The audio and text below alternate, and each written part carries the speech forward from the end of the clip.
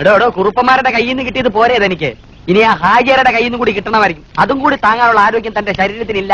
എന്റെ പൊന്നു മാഷെ, ഞാൻ പറയുന്നത് സത്യമാണ്. ഓകൃത്തരം പറഞ്ഞു. ഒരു ഇസ്ലാം എന്തിനാണോ ഹിന്ദുക്കളുടെ ക്ഷേത്രത്തിൽ കയറുന്നത്? എന്തിനാണോ കയറുന്നത്? ഇതാണ് എല്ലാവരുടെയും ചോദ്യം. ഞാൻ എന്റെ കണ്ണുകൊണ്ട് കണ്ടതാ. ശ്രീകോവിന് മുമ്പിൽ നിന്ന് അവൻ സ്വത്രം ചെല്ലുന്നത് ഇങ്ങനെ തസ്തികസ്തം വിരൂപാശം. നേരെ ചൊവ്വേ ഖുറാൻ വായിക്കാൻ അറിയില്ലവന്, പിന്നെ ആ ഭഗവതി സ്തോത്രം ചൊല്ലുന്നു. ഇപ്പൊ പറഞ്ഞത് സത്യം. ഖുറാൻ വായിക്കാൻ അറിയില്ല മാഷെ. അവൻ ഇസ്ലാമേ അല്ല. അതെ മാഷെ, എനിക്ക് ബലമായ സംശയമുണ്ട്. ഓടോ, അങ്ങനെ വരാൻ വഴിയില്ലല്ലോ.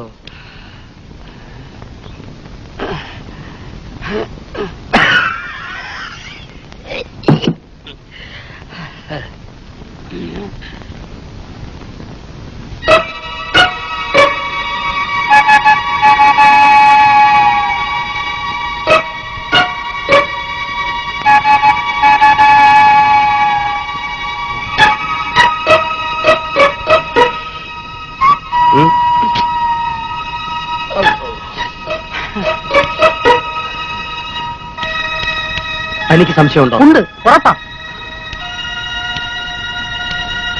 എന്നാ എനിക്കും ഉണ്ട്. എന്നാൽ ഇനി ഒന്നും ആലോചിക്കാനില്ല. അവന്റെ തണിവ ഇന്ന് പുറത്താവും. മാഷ് പോയി ഹാജിയാരോട് പറ. എന്താ മാഷ ഇങ്ങനെ ഓടുന്നത്? ഹാജിയരെവിടെ? ഓഫീസിലുണ്ട്. എന്താ കാര്യം?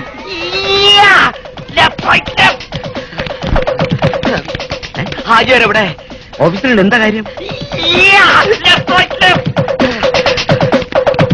അതെ, ഹരിയാരെന്തിനാ ഓടുന്നേ? ചതിച്ചു ഹാജിയരെ, ചതിച്ചു. എന്താ? ആ കുഞ്ഞാലിക്കുട്ടി ഇസ്ലാം വേഷം കെട്ടി വന്നിരിക്കുക. അവ ഇസ്ലാമേ അല്ല, ഹിന്ദുവാ. എന്താ മാഷേ? ഒന്ന് ഉറക്കട്ടെ.